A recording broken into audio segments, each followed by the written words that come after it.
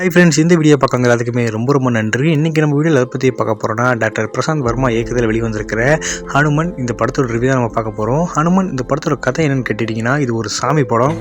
நீ நினைக்கிற மாதிரிலாம் ஒன்றும் இல்லை. படம் வந்து பார்த்தீங்கன்னா நீங்கள் ஒரு சாமி படமும் எடுத்துக்கலாம், எழுதி பேட்மேன் சூப்பர்மேன் மாதிரி வந்து பார்த்தீங்கன்னா இதையும் ஒரு சூப்பர் ஹீரோ சப்ஜெக்டாகவும் நீங்கள் எடுத்துக்கலாம்.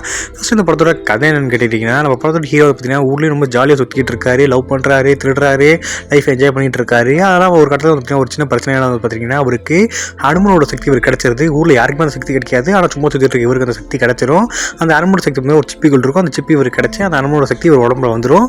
ஹீரோக்கு சூப்பர் பவர் கிடச்சா அவர் என்ன பண்ணுவார், இந்தியாவில் மட்டும் கிடையாது ஹாலிவுட்லேயே ஹீரோக்கு சூப்பர் பவர் கிடச்சா அவர் மக்களுக்கு நல்லதாக பண்ணுவார். அதே மாதிரி தான் இவரும் மக்கள் நல்லது பண்ணிட்டு இருக்காரு. இது ஒரு சைடு கதை போயிட்டு இருக்கும். இன்னொரு சைடில் பார்த்தீங்கன்னா வில்லனுக்கு சின்ன வயசுலேருந்தே நம்ம ஒரு சூப்பர் ஹீரோ ஆகணுன்றது பார்த்தீங்கன்னா ஆசை கிடையாது, ஒரு வெறி. அந்த வெறியில் வந்து பார்த்தீங்கன்னா சின்ன வயசுலேயே அந்த எட்டுக்கால் பூச்சி உடம்புல கடிக்க போகிறது, மேலே மாலையிலையும் தாண்டி குதிக்கிறது மாதிரி பார்த்தீங்கன்னா நிறைய குறை சட்டை பண்ணிட்டு இருப்பாரு.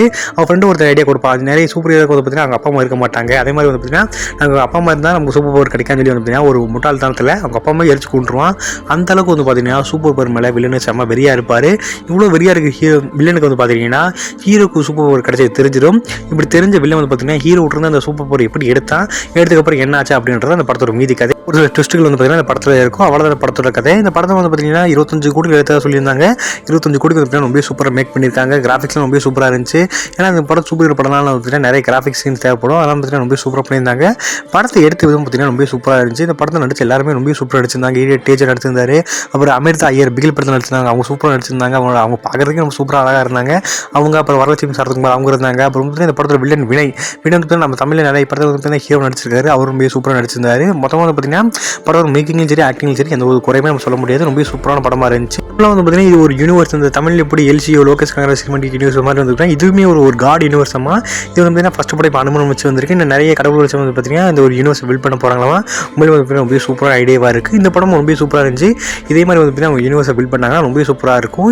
அனுமன் படத்தில் பார்த்தீங்கன்னா ஆக்ஷன் சீன்ஸ் எல்லாமே ரொம்ப சூப்பராக இருந்துச்சு. அப்புறம் காமெடியுமே வந்து நிறைய இடத்துல நல்லா ஒரு கூட்டம் இருந்துச்சு. ஒரு சீன் வந்து பார்த்தீங்கன்னா அந்த பாலையை வந்து கலாய்ப்பாங்க. அவர் வந்து நான் பழைய தெலுங்கு உடனே நினைக்கிறேன். அது வந்து பார்த்தீங்கன்னா ஒரு கையை திருப்பி நீட்டுவார், அதை நான் ட்ரை எப்படி பண்ணிட்டு போகல. அந்த சீன் வந்து பார்த்தீங்கன்னா இதில் ஹீரோ வந்து பார்த்தீங்கன்னா ஒரு சூப்பர் பவர் கிடச்ச பண்ணுவார்.